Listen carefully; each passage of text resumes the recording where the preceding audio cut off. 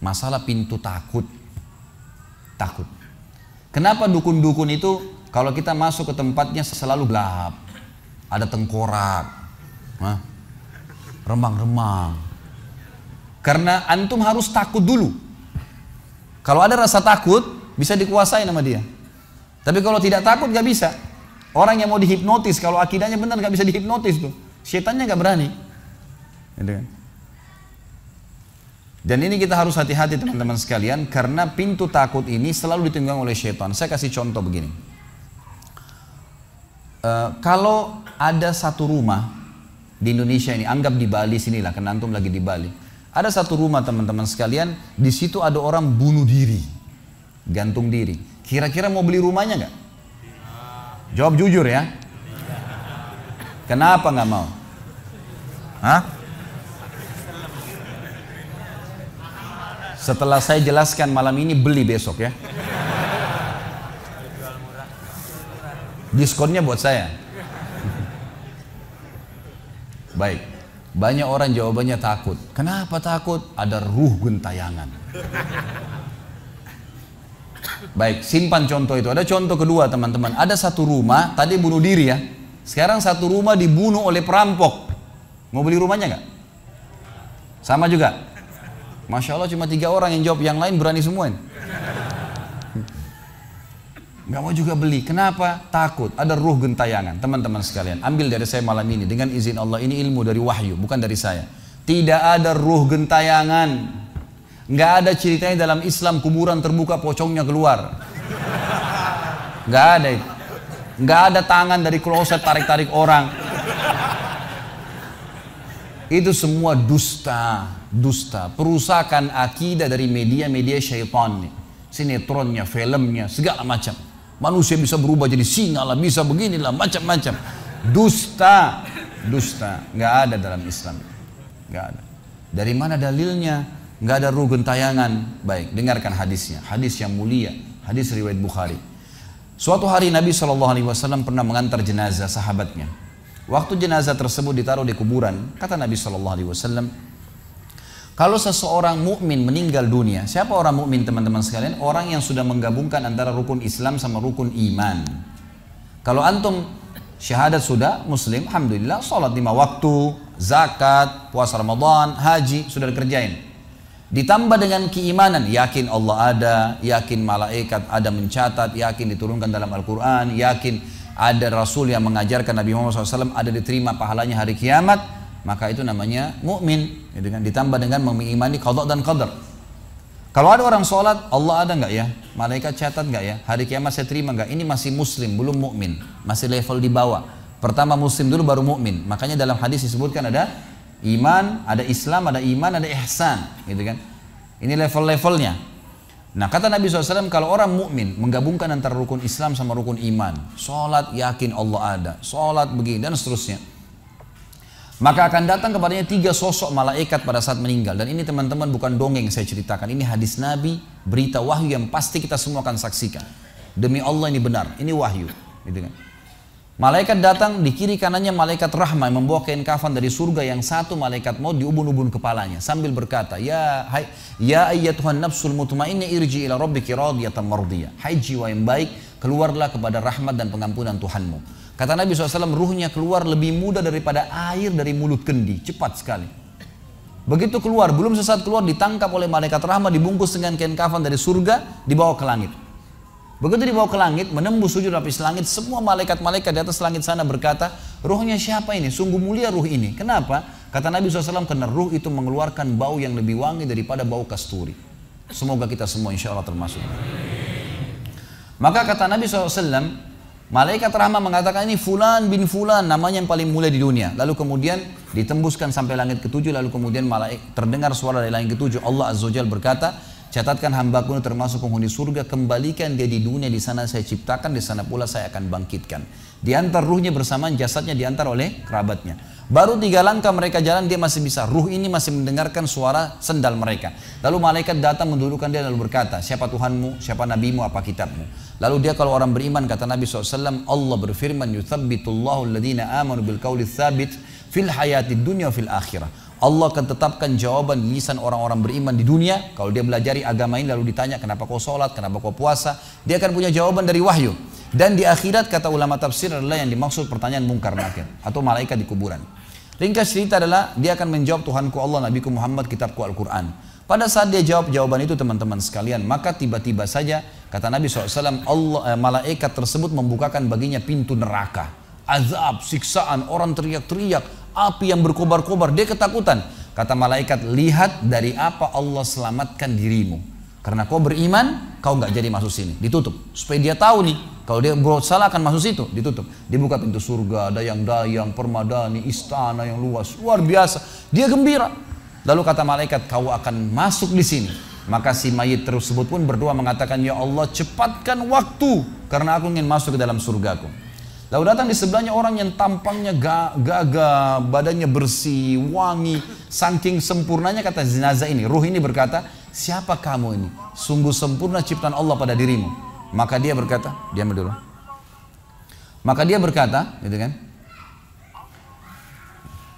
Dia berkata, saya amal soleh akan menemani kau sampai hari kiamat. Insya Allah setelah riwayat ini kita sholat. Saya amal soleh akan menemani kau sampai hari kiamat. Maka kata Nabi SAW terdengar suara, ya, Allahu alam di sini disebutkan Allah atau malaikatnya, tapi yang jelas menyampaikan dari Allah Subhanahu Wa Taala, lapangkan kuburan hambaku ini seluas pandangan matanya dan bukakanlah pintu surga baginya setiap pagi dan petang dia melihat. Maka jadilah kuburannya taman dari taman surga sampai hari kebangkitan. Baik. Sebaliknya kata Nabi SAW, kalau orang fasik, siapa tadi fasik? Muslim yang masih berbuat maksiat. Teman-teman hati-hati. Jangan kena mengandalkan sudah syahadat kemudian bebas berbuat dosa. Hati-hati. Fasik dan orang kafir proses matinya sama. Kata Nabi SAW, orang fasik dan orang kafir akan datang kepadanya 3 malaikat. 2 malaikat azab di kiri kanannya, 1 malaikat maut dibunuh-bunuh kepalanya yang berkata, hai jiwa yang busuk, keluar kepada kemurkaan Tuhanmu. Maka ruhnya berantakan di tubuhnya, tidak berani keluar. Lalu malaikat maut menariknya dengan keras, ibaratnya seperti bulu domba yang dibasahkan, dililitkan di pohon berduri lalu ditarik dengan keras sehingga berantakan bulu domba itu. Keluar, belum sesaat keluar ditangkap oleh malaikat azab, dibungkus dengan kain kafan dari neraka, dibawa. Baru langit pertama nggak dibukain pintu oleh para malaikat. Lalu malaikat langit berkata, siapa ruh ini? Sungguh buruk ruh ini. Kenapa? Kata Nabi SAW, karena ruh itu mengeluarkan bau yang lebih busuk daripada bau bangkai. Wa na'udzubillah. Lalu malaikat azab membawa mengatakan, ini ruhnya Fulan bin Fulan. Ya. Orang yang disebutkan nama paling buruk di dunia. Lalu terdengar suara dari langit. Allah berkata, catatkan hambaku ini termasuk penghuni neraka. Di sana, kembalikan dia di dunia, di sana saya ciptakan, di sana pula saya akan bangkitkan. Di antara ruhnya bersamaan pengantarnya mengantar jenazahnya. Begitu masuk dan 3 langkah. Ya. Orang-orang mengantarnya lewat, malaikat datang mendudukkan dia mengatakan siapa Tuhanmu, siapa nabimu, apa kitabmu. Walaupun muslim, rekam baik-baik ini. Ya. Lahir dalam keadaan Islam, sesekali sholat, fasik, masih banyak maksiat tidak tobat sebelum meninggal, sama. Jawabannya kata Nabi SAW dengan orang kafir, innama aqulu kama kana yaqulun nas. Saya nggak tahu, saya cuma ikut-ikut dulu orang bilang apa, nggak bisa jawab. Lalu kemudian dibukakan baginya pintu surga, dayang-dayang, permadani, istana, pemandangan yang luar biasa, gitu kan? Maka dia kagum, kata malaikat, lihat dari apa kau haramkan dirimu. Dulu kau bisa masuk sini, tapi kau tidak mau, ditutup. Dibuka pintu neraka, azab, siksaan, orang dipotong, teriak-teriak, kesakitan. Lalu dia ketakutan, kata malaikat, ini tempat kau selamanya, kau tidak akan bisa lari. Maka dia berdoa mengatakan, ya Allah jangan kau cepatkan waktu karena aku tidak ingin masuk ke dalam nerakaku. Lalu datang di sebelahnya orang yang buruk tampangnya, bau badannya nggak enak. Lalu saking buruknya kata jenazah ini, kata ruh ini, siapa kamu ini? Pergi dari saya, sungguh buruk ciptaan Allah pada dirimu. Maka dia mengatakan, tidak, saya amal burukmu yang akan menemani kau sampai hari kiamat. Lalu dalam penutupan hadis Bukhari ada 2 riwayat. Yang pertama, Allah Azza wa Jal ya, mengirim kepadanya malaikat yang tidak punya penglihatan dan pendengaran. Allahu alam bagaimana nih? Yang membawa sebuah besi. Yang kalau besi itu seluruh jin dan manusia bersatu mau membalik saja mereka tidak mampu. Bayangkan seluruh jin miliaran, seluruh manusia miliaran, balik saja mereka tidak mampu. Ini saking kuatnya malaikat tersebut. Maka menghantamkan ke tubuh orang ini hancur, diutuhkan kembali lagi. Begitu terus sampai hari kiamat. Riwayat yang kedua mengatakan Allah Azza wa Jal membuat dinding kuburannya merengut tubuhnya, menjepit tubuhnya sampai seperti ini tulang rusuknya. Kembali lagi, kata ulama hadis digabungkan keduanya, dipukul sambil diremukkan, dikembalikan lagi, begitu terus sampai hari kiamat. Maka teman-teman sekalian, dalil ini sebagai penutup dalam sesi pertama materi kita, teman-teman sekalian, dalil ini menjelaskan tidak adanya rugen tayangan dalam Islam. Gak ada. Kita tarik ke contoh tadi. Orang yang bunuh diri tadi berdosa besar bukan? Dosa besar. Berarti dia meninggal sekarang di kuburan lagi disiksa. Gak ada ceritanya keluar ganggu orang atau balas dendam. Gak ada waktu. Hancur, remuk, dikembalikan lagi. Begitu terus. Kemudian juga sama, orang tadi contoh kedua yang dibunuh sekeluarga, kalau dia muslim maka dia mati syahid. Matinya mulia bukan? Mulia. Berarti lagi nikmatin kuburannya taman dari taman surga.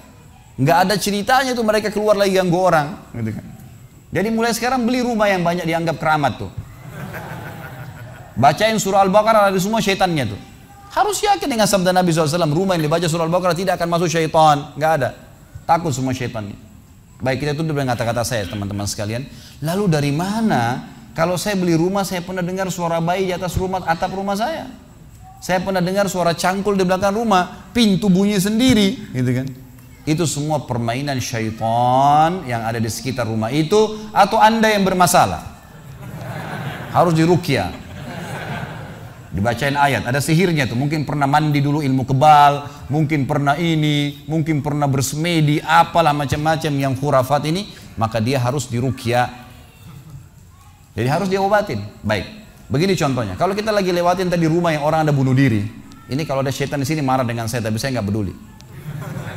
Emang dia musuh kita. A'udzubillahi minasyaitonirrajim, gitu kan.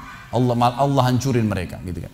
Yang jelas teman-teman sekalian, kalau kita lewat di rumah yang ada orang bunuh diri, gitu kan. Misal pagarnya 10 meter, begitu kita jalan 1 meter pertama, semua syaitan itu ngerumunin kita tuh. Tuh yang bunuh diri itu perempuan, matanya belalak, rambutnya panjang, keluar darah dari hidungnya. Terus dibisikin. Orang yang takut, manusia yang takut, maka pada saat dia balik ke tempat yang tadi syaitan bisikin dia itu, dia lihat betul nanti perempuan tuh. Karena dia takut, jadi dia bisa lihat. Yang takut saja bisa lihat, yang tidak takut tidak bakal lihat. Makanya kalau ada temannya jalan di sebelah nggak takut, tanya, kau lihat nggak? Dia bilang nggak. Kalau dia bayangkan nenek-nenek, dia lihat nenek-nenek temannya. Permainan syaitan. Maka orang beriman mustahil melihat yang seperti itu. Gak ada ceritanya. Atau dasarnya orang itu kena sihir tadi. Maka bisa melihat penampakan karena ada syaitan yang mengganggu dia. Dan dia dasarnya membuka diri untuk itu. Makanya harus ruqyah, obat. Gitu kan? Ada metode pengobatan, tentu bisa lihat di YouTube, ada ceramah saya, ruqyah syariah.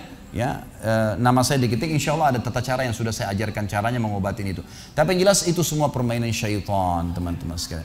Dan inilah poin pertama, pintu pertama untuk takut kepada Allah Subhanahu wa taala, artinya semua selain Allah dalam makhluk jangan pernah takut dengan mereka.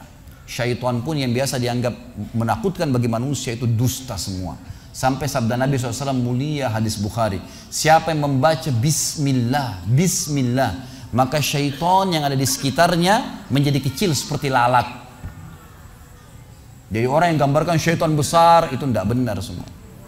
Kata Nabi SAW dalam hadis Bukhari yang lain, siapa yang mau masuk ke rumahnya, lalu dia baca Assalamualaikum, salam warahmatullahi wabarakatuh, syaitan di sekitar rumahnya berkata kepada teman-temannya, tidak ada tempat nginap buat kalian malam ini. Salam saja sudah jadi benteng, nggak bisa masuk. Kalau dia makan dengan baca bismillah, ya, dia baca bismillah, maka syaitan berkata lagi sama teman-temannya, tidak ada makan malam buat kalian malam ini. Nggak bisa cuy. Dan syaitan tidak bisa membuka dan menembus tembok atau pintu manusia. Dusta semua itu tembus tembok, tembus pintu, dusta. Karena Nabi SAW yang bilang, syaitan tidak bisa membuka kembali pintu yang ditutup oleh manusia. Syaitan tidak bisa membalikkan ya, panci yang sudah ditutup oleh manusia. Maka padamkan lampu kalian, tutuplah panci-panci kalian. Karena syaitan bisa menunggangi makhluk yang lain. Sebagai penutup hadis Nabi SAW, pernah ada seorang sahabat membawa tikus ditangkap malam hari.